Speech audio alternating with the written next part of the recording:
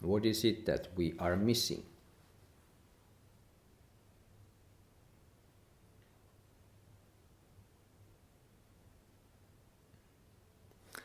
In Japanese, there is a couple of words, and there goes like ichigo ichie. It is kind of a saying, and it means something like one moment, one meeting, or maybe encounter. One meeting, one moment, one meeting. One thing at a time.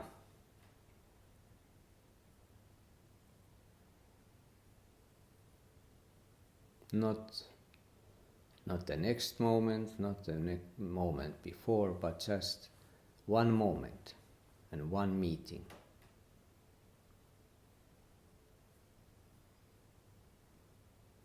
Meeting with this.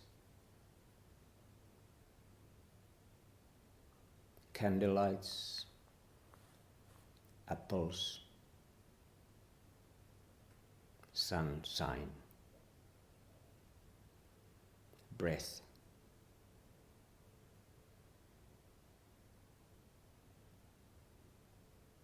First whole day of this Sesshin.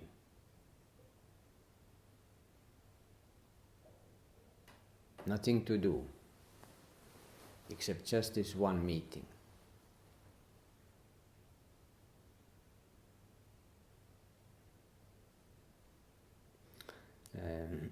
Yesterday was also mentioned this, or was mentioned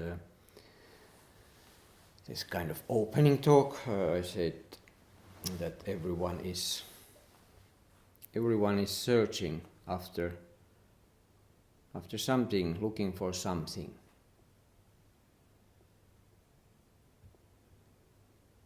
And that of course varies a lot, different times, different moments, different meetings. We are looking for different things, obviously.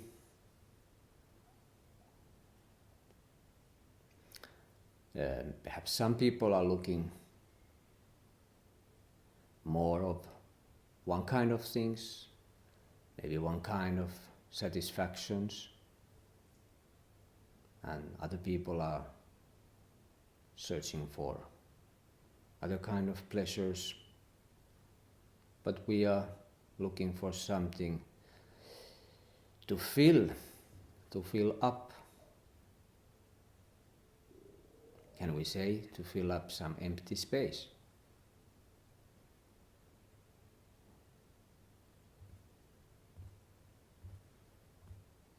Because not everything, something is not right. We are looking for solution for that.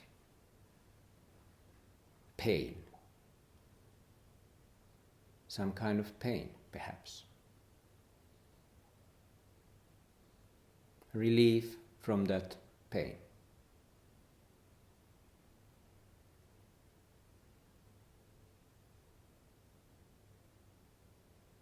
Sometimes the only thing we can do is to face the pain, face the thing that we would like to fix, but not facing it. Looking for some kind of a route, how you say, other route around it. Maybe it works sometimes. When the road is blocked for some reason, there is another road we can take.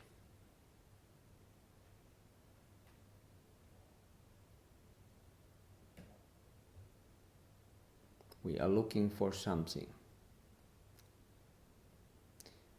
A little bit like we are those gooses, this bird goose, in the bottle, glass bottle, big glass bottle,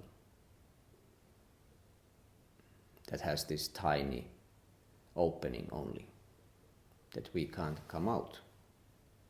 But there we are. Our transparent cocoon.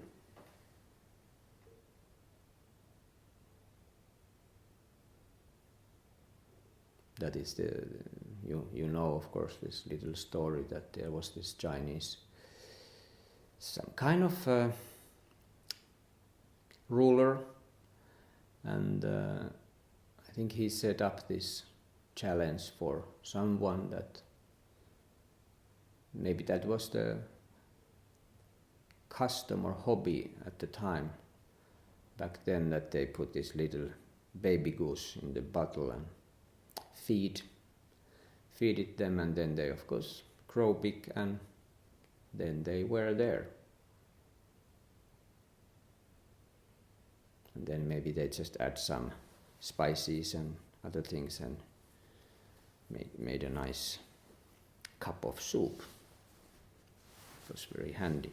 No, I don't know was that the case, but he set up this question for someone, that how you take this goose out, or how you release this goose without breaking the bottle or killing the bird. How this bird could be free. This just came to my mind, this goose in the bottle koan. Because somehow when we are looking for something, we are a little bit like in this bottle. We see clearly if this is a clean glass. A little bit of fresh air even comes from the mouth of the bottle. But we can't really fly. We can't really fly freely, not even walk around freely. We are badly put in the prison, although transparent.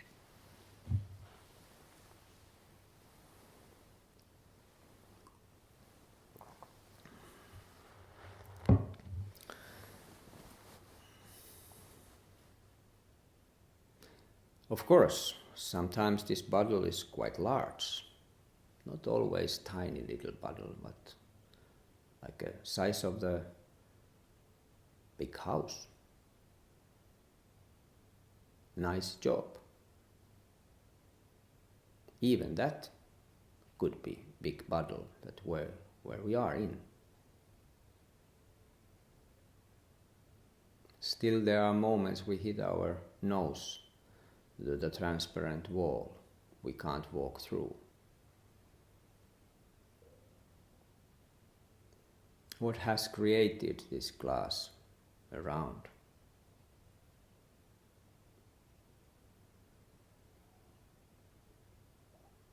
We're looking way out. Or we can learn to live inside. But sooner or later, most likely, there is this feeling of that something is not quite right.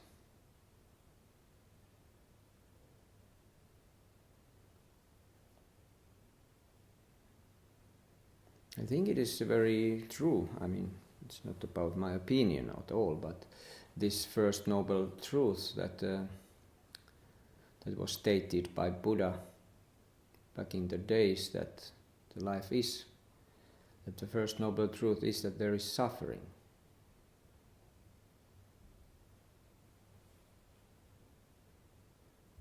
That's very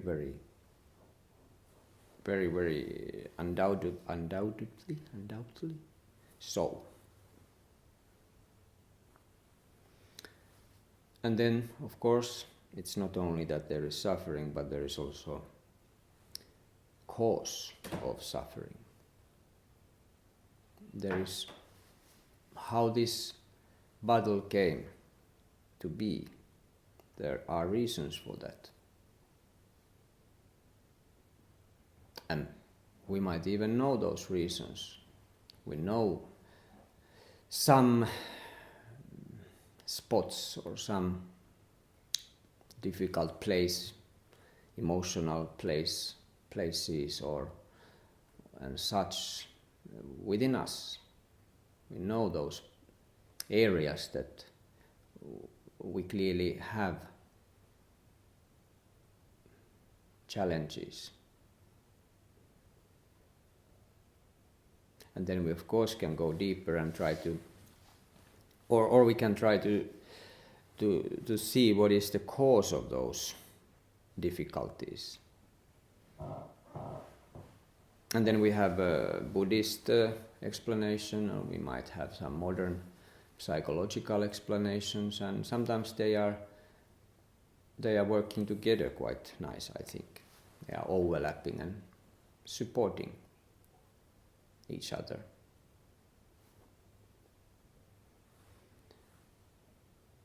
But in Zen practice, although there is this hope, or not hope, sorry.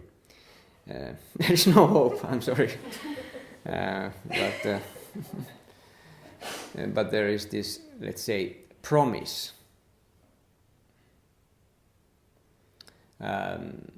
that we have this inherently in us, we have this already perfect place. Already nothing lacking. And that it is possible to work towards that place. Because it is there. It's not imaginary thing, but it is real place.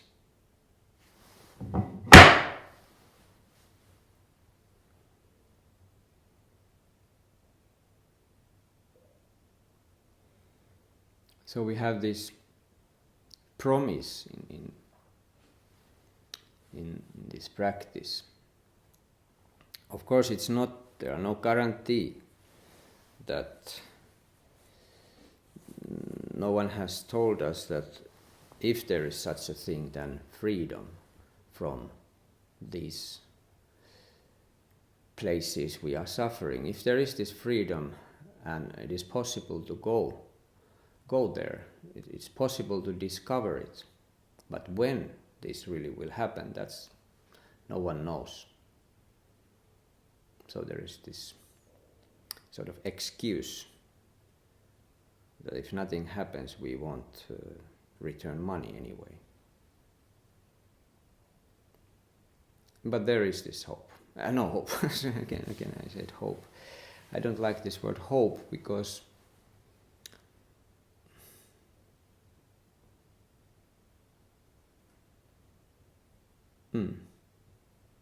I like the word hope because I'm using it.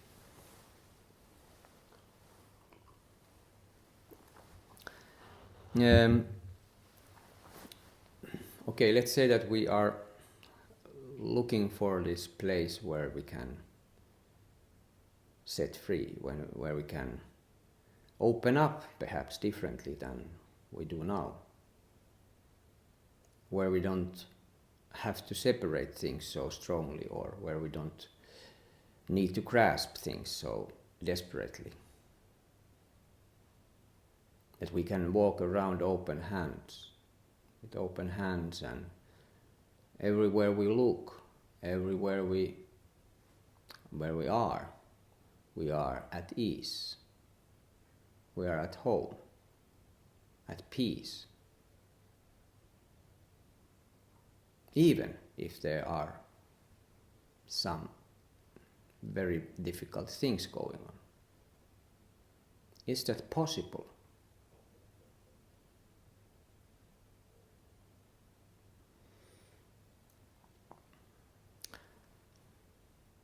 In this practice, in Buddhist practice,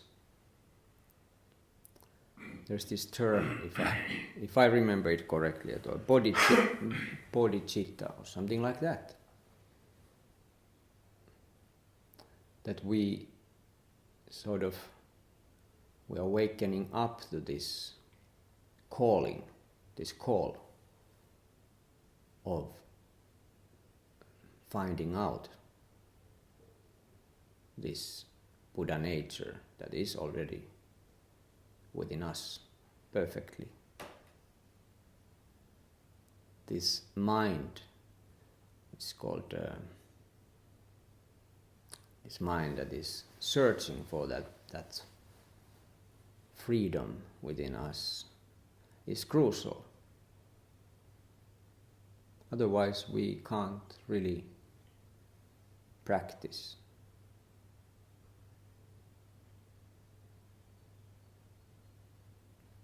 And it's kind of, let's say that we have this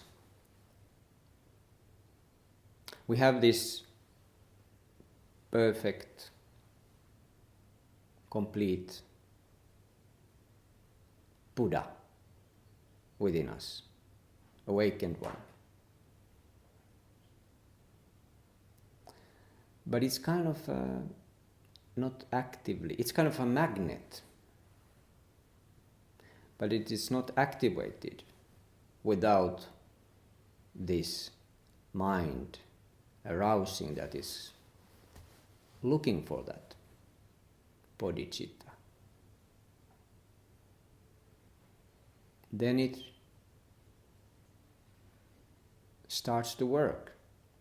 Then this magnet has power, and it will pull us towards it. We just trust that. We can continue our practice, we can relax as much as we can, and the magnet will do the job.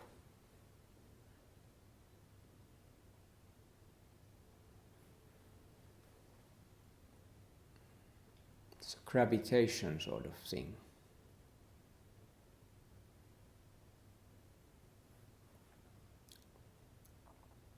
Intellectually, these things are quite different. I mean, that's not really the searching mind or looking this thing. Mind is not intellectual mind only at all, that we know.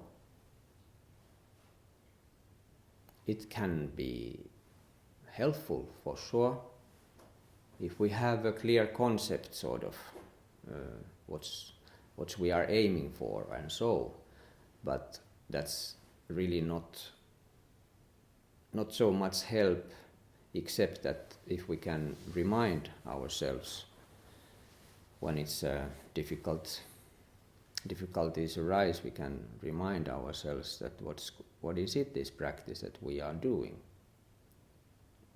But it is very entertaining sometimes to think about interesting concepts and possibilities that this practice possibly offers. But of course that hunger won't be satisfied only by thinking of it.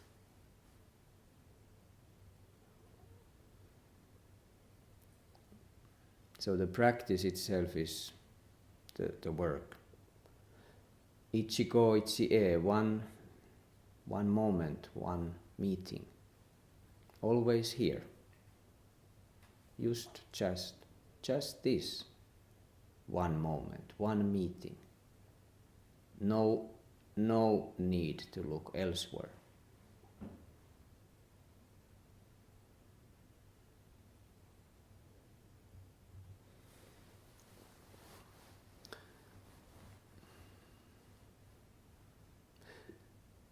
We talked here, it was a few days, maybe it was a month ago or so, but we talked here, some people, we went, like in Zengården, we talked about movies.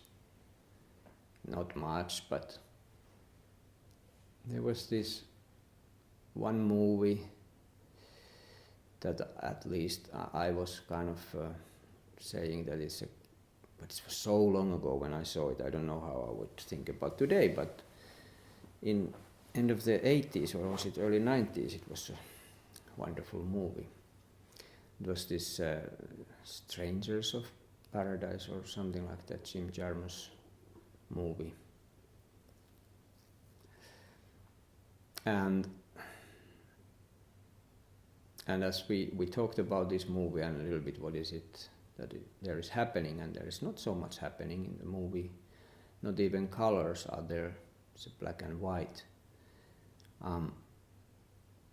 But about this searching, there is, of course, it's kind of humoristic and quite intellectual, and so. And intellectually, it's kind of satisfying, this movie, because there are those bunch of friends sitting in the cafe in New York, and it's a terrible weather there. It's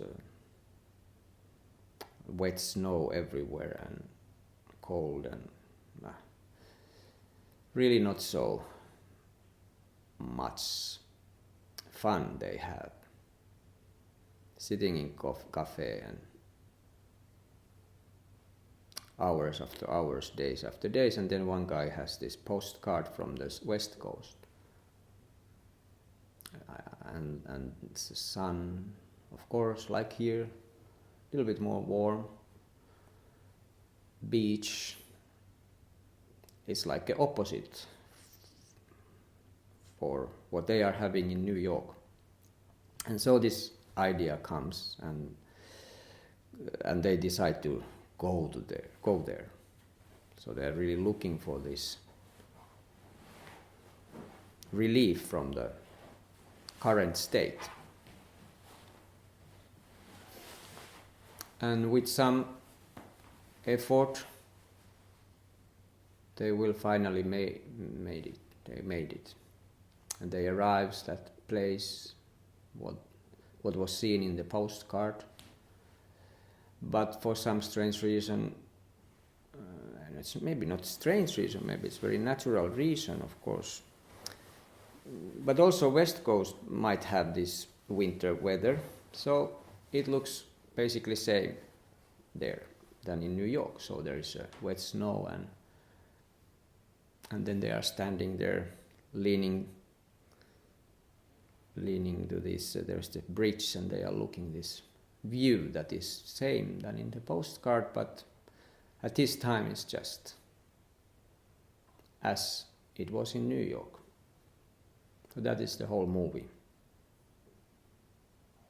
And it's kind of anticlimax for sure, that they go there and they find but what they already had. Nothing spectacular. And some funny way, I think it kind of resonates. It kind of rings the bell. I think this kind of anticlimax twist. There's something beautiful. It's kind of that. Maybe that was deep. Maybe that was deep wisdom there. Maybe something in us actually believes and would be very happy, very, very happy, if it would turn out that actually there is nothing there to be found. Even we are searching and looking for seriously, practicing hard. And then finally we see that there was nothing really. And that's really great. Because somehow that feels right, of course. We kind of know all the time that it's a little bit fantasy thing that we think that there is something greater than this. That there is something that is kind of like this, but also more we take something away from here, from this picture, and then we add some other things, and then we get this perfect thing. And that's what we are searching. We are looking for the perfect place, perfect circumstances, perfect relief from. It's an idea, of course. But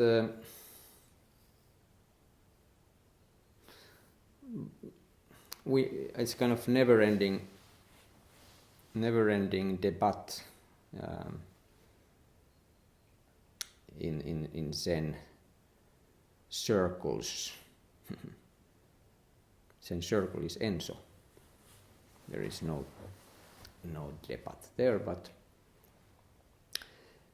like this, that should we search something after, or should we just sit tight there and not searching anything? And sometimes I think we all, most of us, will have this inner dialogue also. Or maybe I'm looking for too heavily now. Maybe I should let go now, or opposite. Because we have heard so many times, we've been told not to do anything, just this, already perfect. And then, of course, we hear you have to fight, you have to really put your life on line and give all your energy and push harder and harder. Otherwise, nothing will happen. Nothing will change. You will never realize anything. So very opposite. Sounds very much like an opposite. And I guess those both are right. Both are right. There are times when we can push harder, when we really can work hard, when we really can. And in the midst this hard work, we also can relax. But it doesn't happen by itself. It needs practice. It needs practice to learn how to practice, how to work stronger.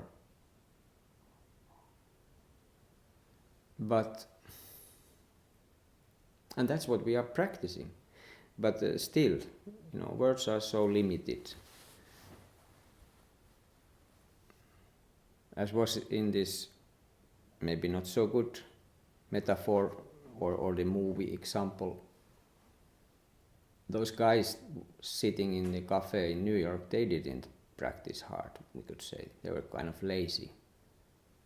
They were smoking cigarettes and drinking coffee and dreaming. But then anyway, they did it. They traveled across the land.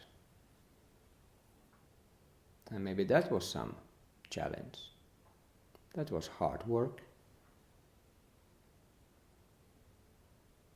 Without doing that, they wouldn't meet the wet snowy weather in West Coast.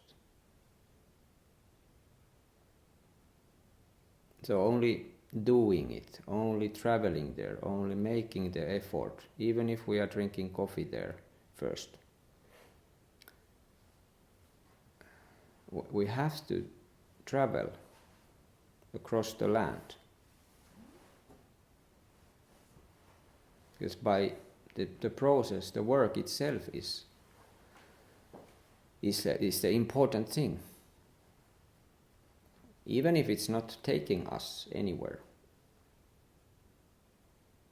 Because otherwise we will have doubts forever. Doubts are those things that are bothering us. Even if we Even if the Buddha would come here, some real glorious Buddha from the door, and would tell us that it's just this, where you already are. This is perfect place. Nothing is lacking. You are great. You are like me. You are Buddha. Even if that would happen, we still would be like, still, possibly we wouldn't really feel so. We wouldn't believe. We would have some doubts. And no one can take those doubts away from us. Maybe momentarily someone can, or maybe someone can. If all circumstances are exactly right, maybe someone can do it, but usually it is so that there is no shortcuts. There are no shortcuts. But we don't need any shortcuts. We just need to do this one thing at a time. And the time in Sesshin is always right time.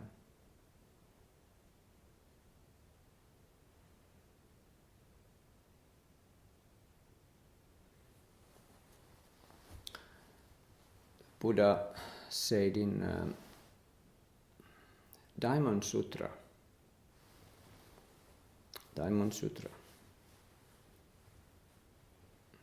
there is a short sentence where he states, "Who looks for me in form? Who seeks me in a voice? Indulges in wasted effort. Such people see me not." So where is this Buddha hiding? If it's not in a form or in a voice, or where we should look for.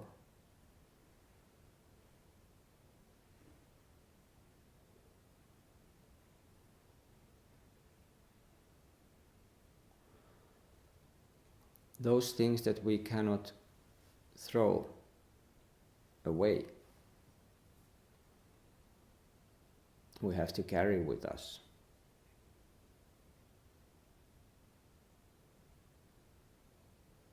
Those things that doesn't really listen our thoughts are great teachers. For example, our breath. Breath is affected. Different emotions and thoughts for sure, but it's still there. It was before our first thought emerged in our brain. Breath was already before that. And it will be after our last thought. Most likely some little. So breath is a great teacher. It doesn't listen. It doesn't need to listen our thoughts or ideas, concepts. Our body is a great teacher. It's just here.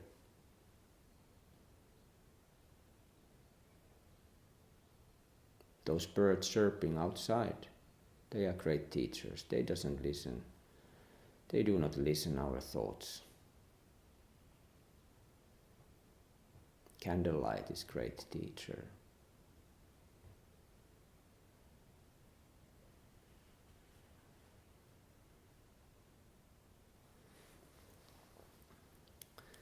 So I think we can start to do practice or continue, and we can finish this Teisho. May all beings attain the Buddha way. Now 3 prostrations.